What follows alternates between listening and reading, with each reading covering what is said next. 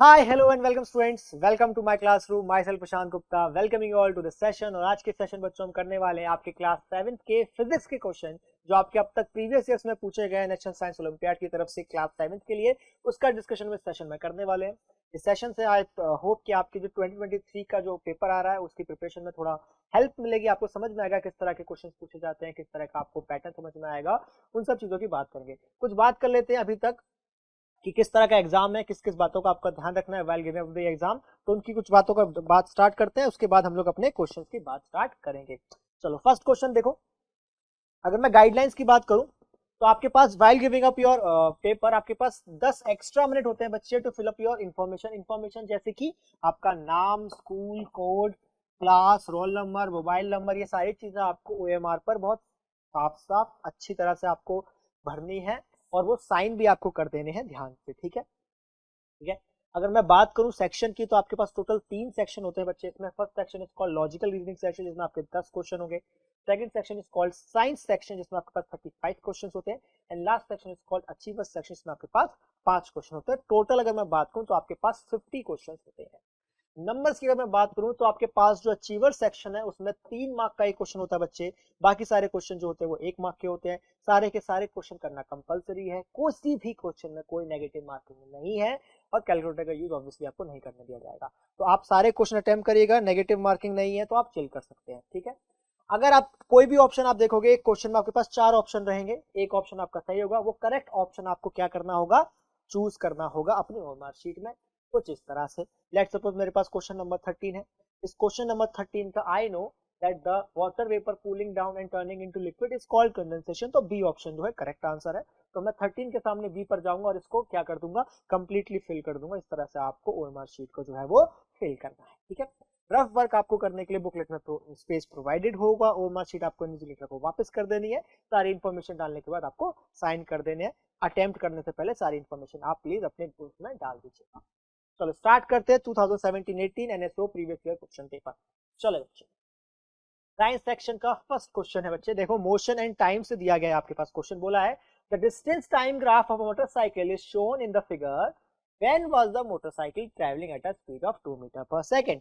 मतलब किस टाइम पर उसकी स्पीड जो है वो 2 मीटर पर सेकंड। अब अगर मैं ध्यान से देखो तो 0 से लेके 6 ये 5 सेकंड तक के आसपास तो उसका डिस्टेंस जो है वो फिक्स है, वो मूव ही नहीं कर रहा, तो वेलोसिटी ही नहीं है। बात ही खत्म हो गई। इस पॉइंट की तो हम बात ही नहीं करेंगे सर, यहाँ तो वेलोसिटी ही नहीं है। इसके बाद अगर आप ध्यान से देखो तो ये क्या कर रहा है, यहाँ से आगे मूव करना चालू करता है। ये 3 मीटर मूव करता है, लेकिन यार 3 से 6 यानी 3 सेकंड से ज्यादा टाइम लेता है और 3 मीटर मूव करता है। तो सर स्पीड क्या होता है, डिस्टेंस अपॉन टाइम। डिस्टेंस कितना करा, 3 से 6 यानी 3 मीटर, और टाइम कितना करा, 3 प्लस समथिंग, है ना भाई। तो ये वैल्यू जो होगी कभी भी 2 मीटर पर सेकंड तो नहीं आ सकती है सर, तो ये बात तो गलत हो गई। लास्ट देखो, आप कहाँ मूव कर रहे हो, आप मूव करते हो 6 से 12। इसका मतलब आप 6 मीटर मूव करो कितने सेकंड में, 9 to 12 यानी 3 सेकंड में। इसका मतलब जो आपकी स्पीड है वो 2 मीटर पर सेकंड है। This is your speed. Clear है बात। यहाँ से ऑप्शन कौन सा सही हो जाएगा बच्चे, कि आपसे बोला गया है when was the motorcycle travelling at that speed. तो सर 9 to 12 के बीच में आप इस स्पीड से मूव कर रहे थे, तो 9 to 12 के बीच में सर एक ही ऑप्शन सही दिखता है, that is 10.5 second, which is our correct answer. ठीक है। सेकंड क्वेश्चन देखो बच्चे। सेकंड क्वेश्चन देखो, the melting and boiling points of 4 different substances are given in the table. अब आपसे पूछा गया एट रूम टेम्परेचर 30 डिग्री पर क्या क्या होना चाहिए। मेरे पास 4 सब्सटेंस दिए ना बच्चे, आपके पास 4 स्टेटमेंट और आपको उन स्टेटमेंट के हिसाब से बताना कि कौन सा ऑप्शन जो है वो which of the following statements are incorrect। तो इनकरेक्ट स्टेटमेंट्स आपको देखने हैं। सबसे पहला स्टेटमेंट क्या है, the substance P is in solid state at room temperature, यानी 30 डिग्री सेंटीग्रेड पर ये क्या है, सॉलिड है। यार देखो, -14 इसका मेल्टिंग था, ठीक है, और 80 डिग्री सेंटीग्रेड इसका क्या है, बॉइलिंग है। तो 30 डिग्री पर अभी तुम बॉइल तो नहीं हुए हो, तो तुम किस स्टेट में बच्चे, लिक्विड स्टेट में हो ना भाई। लिक्विड स्टेट में ना मेल्ट हो चुके हो और बॉयल नहीं हुए हो, तो लिक्विड स्टेट में हुए, सॉलिड में तो नहीं हुए, तो ये स्टेटमेंट तो गलत हुआ और हमसे इनकरेक्ट स्टेटमेंट पूछा गया, यानी ये अपना एक सही आंसर है। स्टेटमेंट 2 क्या है, substance Q is in liquid state at room temperature. Substance Q को देखो जरा, liquid state at room temperature 30 degree centigrade. भाई -90 196 पर ही तुम बॉयल हो जाते हो, तो अगर 30 डिग्री पर हो तो क्या हो, गैसियस स्टेट पर हो, लिक्विड पर तो नहीं हो ना भाई, तो ये भी गलत हुआ था। Third statement, substance R is a gas at -150 degree centigrade and solid at -220। अगर मैं सब्सटेंस R की बात करूं तो सर -20 पर ये मेल्टिंग पे जाता था, यानी -150 में ये गैस तो नहीं हो सकता। ये गैस कब बनेगा? 360 डिग्री के बाद, बॉईल होने के बाद ही तो गैस बनेंगे ना सर। तो पक्की सी बात है सर, ये स्टेटमेंट भी गलत। लास्ट स्टेटमेंट देखते हैं, substance S is in solid state at room temperature. यार सब्सटेंस एस सॉलिड है, कैसे देख, मेल्टिंग पॉइंट 330 नेगेटिव और बॉइलिंग 1750, मतलब 330 से 1750 के बीच में क्या है, तुम मेल्ट तो हो गए हो पर बॉईल नहीं हुए हो, यानी कि स्टेट में हो, लिक्विड स्टेट में हो। तो सर ये स्टेटमेंट सही है। तो 3 इनकरेक्ट स्टेटमेंट मिले मुझे, फर्स्ट, सेकंड और थर्ड, और इनकरेक्ट स्टेटमेंट पूछे गए थे, तो आंसर हो गया बच्चे ऑप्शन बी। बात क्लियर है? नेक्स्ट क्वेश्चन बोला क्या है, मैच द कॉलम क्वेश्चन है बच्चे, लाइट से पूछा गया। बोला क्या है, प्लेन मिरर क्या करता है, कॉनकेव मिरर क्या करता है, कॉन्वेक्स मिरर क्या करता है, कॉनकेव लेंस क्या करता है, कॉन्वेक्स लेंस क्या करता है। उसके बाद आपके पास 4 लिस्ट है, आपको बताना है कौन सी लिस्ट सही है। अच्छा, प्लेन मिरर क्या करता है, यूज्ड फॉर मैग्निफिकेशन ग्लास, नहीं होता है मैग्निफिकेशन, तो नहीं होता भाई प्लेन मिरर से, इतना तो मुझे पता था, ठीक है। सेकंड है can form image of object spread over a large area, यार ये भी नहीं करता। प्लेन मिरर का जो ऑब्जेक्ट है वही इमेज है, लार्ज एरिया की बात नहीं करते। Used for dentist to see enlarged image of tooth, यार प्लेन मिरर में एनलार्ज तो नहीं होती इमेज। The image form as erect and of same size as object, यार ये होता था प्लेन मिरर में, है ना भाई। क्या होता था कि प्लेन मिरर में आपके पास इमेज जो बनती थी वो सेम साइज की और इरेक्ट बना करती थी, तो पी को बोल दिया फोर्थ। तो सर पी को फोर्थ बोलते हैं, सिर्फ 2 ऑप्शन बचे, 2 ऑप्शन तो गलत हो गए, बी और सी तो गए काम से, सिर्फ ए और डी बचता है मेरे पास, ठीक है। अब क्यू चेक करते हैं, कॉनकेव मिरर, कॉनकेव मिरर याद आ रहा है क्या तुम लोगों को? कॉनकेव मिरर यानी ये वाला मिरर, ये क्या करता था बच्चे, ध्यान दे। नंबर 1 बोला गया है यूज्ड एज मैग्नीफाइंग ग्लास, नहीं कर सकते। Can form image of object spread over a large area, ऐसा तो नहीं होता। कैसे, क्यों नहीं होता? क्योंकि अगर आप इसका बात करो ऑब्जेक्ट की, तो इसका जो फील्ड ऑफ वो रहता है वो सिर्फ इतना रहता है, तो इससे आप बहुत ज्यादा दूर की चीजें नहीं देखते थे, कंसंट्रेटेड मिलता था मामला। थर्ड है used by dentist to see enlarge images of teeth, enlarge images of teeth देखने के लिए यूज करा जाता है डेंटिस्ट के द्वारा। ऐसा होता है क्या बच्चे? तो भाई नहीं होता, सोच के देख, used by dentist to see enlarged image of teeth. अगर मैं यहाँ पे, अगर आपको हल्का हल्का याद आ रहा हो थोड़ा सा, तो क्या होता, अगर मैं इस लेंस के सामने किसी ऑब्जेक्ट को फोकल और पोल के बीच में रख दूं, किसके बीच में, फोकल और पोल के बीच में, तो बच्चे इमेज कैसी बनती थी? सर मुझे याद आ रहा है, जो इमेज बनती थी वो बनती थी सबसे पहले तो इमेजिनरी, इरेक्ट और इनलार्ज। याद आ रहा है ना, कैसी बनती थी? इमेजिनरी, इरेक्ट और इनलार्ज, ठीक है भाई। तो लेट्स सपोज ये स्ट्रेट लाइन गई आपके पास, तो ये जाएगी कहां से, फोकस से, एक यहाँ से लिया आपने इमेज और एक इमेज आपने यहाँ से ली, ये कभी भी आपस में नहीं मिलेंगी, पीछे मिलेंगी और मेरे पास इनलार्ज इमेज मिल जाने वाली है। तो इसको आप यूज करते थे, क्या यूज करने के लिए? इसको हम यूज करते थे sir to make enlarged teeth of image, ठीक है। तो कॉनकेव मिरर हो जाएगा बच्चे थर्ड। अगर ये चीज मैं कर लेता हूं तो सर मेरे पास अभी से आंसर आ चुका है, नीचे वाला फोर्थ, क्योंकि ऊपर वाला तो गलत हो गया, ये चीज तो गलत हो गई। बाकी के फिर भी चेक कर लेते। आर क्या है? कॉन्वेक्स मिरर, उसका उल्टा वाला मिरर। क्या कॉन्वेक्स मिरर को आप यूज करते थे to form a image object over a spread area? जितने भी शीशे आपके होते हैं गाड़ियों में, वो लिखा होता है ना, object in the mirror are closer than they appear, और वो बहुत बड़ा एरिया देखते थे, इतना सा आपके पास वो मिरर होता था और वो गाड़ी में इतनी बड़ी दूर दूर की चीजें दिखा देता था। वो कौन सा होता है बच्चे? वो आपका कॉन्वेक्स मिरर होता है। फिर बात करी जाती है कॉनकेव लेंस की। तो कॉनकेव लेंस क्या होता है sir? It is also known as diverging lens. और कॉन्वेक्स लेंस क्या होता है? The convex lens used for magnification. Magnifying glasses में जो वो ग्लास होता है वो कॉन्वेक्स ग्लास होता है, तो ऑप्शन डी करेक्ट है। नेक्स्ट क्वेश्चन की तरफ आगे बढ़ते बच्चे। नेक्स्ट क्वेश्चन क्या बोला गया? स्टेटमेंट पढ़ते हैं। स्टेटमेंट आया अपना स्टॉर्म साइक्लोन से। The cyclone consist of a high pressure region with the low pressure all around. ये क्या बोल रहे हैं कि बीच में जो रीजन है वो तो बहुत हाई है, ये हाई प्रेशर है, और जो साइड से है ये लो प्रेशर है। यार अगर बाहर लो प्रेशर होता और अंदर हाई प्रेशर होता तो क्या ये सारी एयर अंदर से बाहर नहीं भाग जाती? सोच जरा यार, एयर क्या करती? एयर मूव करती थी high pressure to low pressure. अगर बोल रहे हो कि अंदर का प्रेशर हाई है और बाहर का लो है, तो क्या इस एयर को ऐसे नहीं ट्रेवल कर देना चाहिए था? पर हमें पता है कि साइक्लोन में हवा कैसे मूव करती है, ऐसे चक्कर चक्कर खा के अंदर की तरफ मूव करती है, यानी बाहर प्रेशर हाई है, अंदर प्रेशर लो है, तभी तो अंदर मूव कर रही है ना बॉस। तो ये स्टेटमेंट तो गलत हो गया सर। सेकंड क्या है? The wind tends to blow towards the low pressure region and circulate violently around the centre of the cyclone with great speed. Sir ये स्टेटमेंट सही है। तो फर्स्ट स्टेटमेंट हुआ आपका फॉल्स, सेकंड स्टेटमेंट हुआ आपका true, option number D answer दिख रहा है सर। आगे नहीं, आगे बढ़ जाए, चलो नेक्स्ट क्वेश्चन। समझ में आ रहा है ना, कोई दिक्कत वाली बात तो नहीं है। अब बोला इनमें आपको 3 दिए गए इलेक्ट्रोमैग्नेट, फिर आपसे पूछा गया है कि इन तीनों मैग्नेट में से आज उन तीनों के क्या दिए गए आपको, नॉर्थ और साउथ दिए गए, पर बैटरी को ध्यान देख, इसकी बैटरी ऐसे लगी है, इसकी बैटरी ऐसे लगी है, इसकी बैटरी ऐसे लगी है, यानी यहां से करंट ये जा रहा होगा, यहां से करंट ये आ रहा होगा और यहां से करंट ये आ रहा होगा। फिर पूछा है कि इनमें से कौन सा नॉर्थ और साउथ पोल को सही से इंडिकेट करता है। समझ इस बात को, सही से इंडिकेट करता है। यार यहां से अगर करंट जा रहा होगा तो सर करंट पीछे से आएगा और ऐसे जाएगा, है ना भाई, ऐसे जाएगा। अगर ऐसे जाएगा तो मैग्नेटिक फील्ड लाइंस कुछ ऐसे होंगी, अगर मैग्नेटिक फील्ड लाइन ऐसे होगी तो यहाँ सर नॉर्थ होना चाहिए और यहाँ साउथ होना चाहिए, यस और नो? मैग्नेटिक फील्ड लाइन जहां से निकलती है वो नॉर्थ है, जहां आती है वो साउथ है, तो सर ये नॉर्थ और ये साउथ, है ना भाई। यानी ये वाला जो आपको दिख रहा है कि यहाँ से करंट गया ऐसे, ऐसे कर लो ना, राइट हैंड थंब रूल, पीछे की तरफ से आ रहा है, देख यहाँ से पीछे की तरफ से आ रहा है, तो ऐसे कर्ल होगा तो इस डायरेक्शन में जाएगा। तो सर ये वाला जो है ये सही है और ये तो गलत होगा। सिमिलरली यहाँ ध्यान से देखो तो ये क्या है, देख ऊपर से दिख रहा है ना तुझको ये चीज, ये लाइन ऊपर से, इसका मतलब करंट कैसा जा रहा है, ऐसे जा रहा है, तो ये नॉर्थ होना चाहिए था और ये साउथ होना चाहिए था, ये भी गलत है। तो only and only 2 is the correct representation, option A is the correct answer. समझ आया?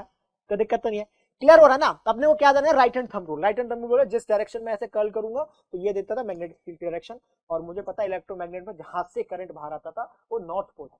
ठीक है बच्चे, नेक्स्ट क्वेश्चन देख, काफी easy question, motion and time से बोला गया। क्या बोला, एक पार्टिकल है मेरे पास, सर्कुलेट कर रहा है रेडियस r में, ठीक है, distance travelled by the particle and displacement of the particle from point A to point C. Point A आपके पास ये है, पॉइंट सी आपके पास ये है, डिस्टेंस कितना ट्रेवल करा सर, पूरे सर्कमफ्रेंस का हाफ, सर्कमफ्रेंस का हाफ, सर्कमफ्रेंस कितना होता था 2 पाई आर, हाफ का मतलब क्या है पाई आर, ये क्या बच्चे, ये है डिस्टेंस ट्रेवल। और डिस्प्लेसमेंट क्या सर, यहां से उठा था और यहां आ गया, तो यहां से लेके यहां तक कितना डायमीटर चला, यानी 2r, तो पाई आर हुआ डिस्टेंस और 2r हुआ क्या, डिस्प्लेसमेंट। ऑप्शन सही दिख चुका है बी। क्या आगे बढ़ सकते हैं, डिस्टेंस और डिस्प्लेसमेंट पूछा ना, हाँ distance pi r, displacement 2r, option B correct है। नेक्स्ट क्वेश्चन देख, क्या बोला है, मेरे पास एक सर्किट डायग्राम है, which of the switches must be closed so that only 2 bulb lights up. अब जरा सोच, इसको ध्यान से देख, कौन सा स्विच क्लोज करूं जिससे सिर्फ बल्ब 2 जले और कुछ ना जले।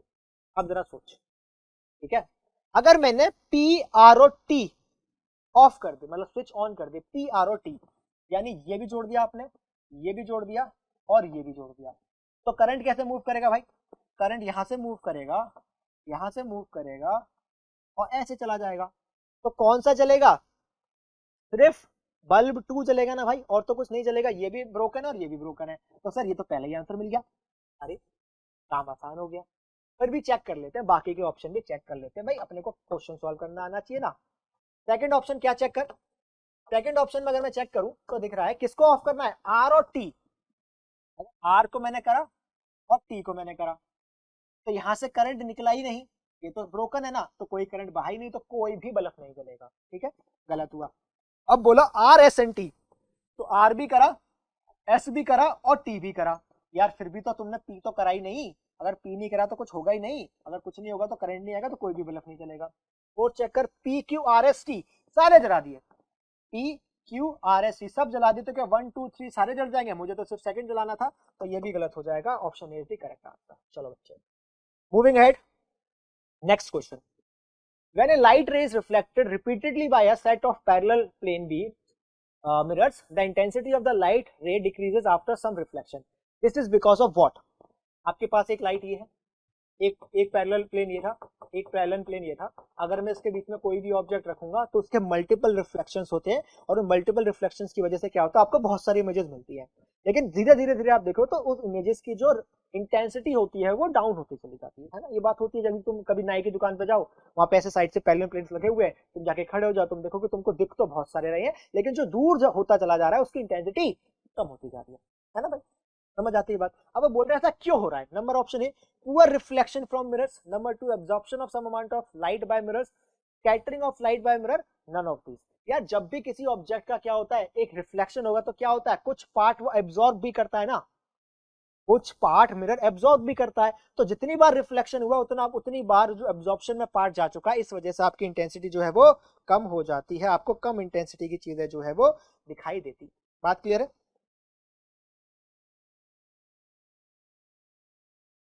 चलो मूविंग अहेड बच्चे, ये देख लाइट का on holding a stainless steel spoon near our face, क्या दिखता है तुम्हें, स्टेनलेस स्टील स्पून लिया। यार उसकी दो सरफेस होती है, एक तो अंदर वाली, जैसे ये स्पून होता है ना कुछ ऐसा ना, एक तो अंदर वाली और एक बाहर वाली, है ना भाई। अब बोला our inverted image on outer side of the spoon, our erected image on the inner side of the spoon, our inverted image on the inner side of spoon, both B and C are possible। अब एक बार सोच, क्या ये वाला जो अंदर वाला area ये किसकी तरह काम करता था, सर ये काम करता था कॉनकेव मिरर की तरह, और बाहर ये वाला एरिया किसकी तरह काम कर रहा है, सर ये वाला एरिया काम कर रहा है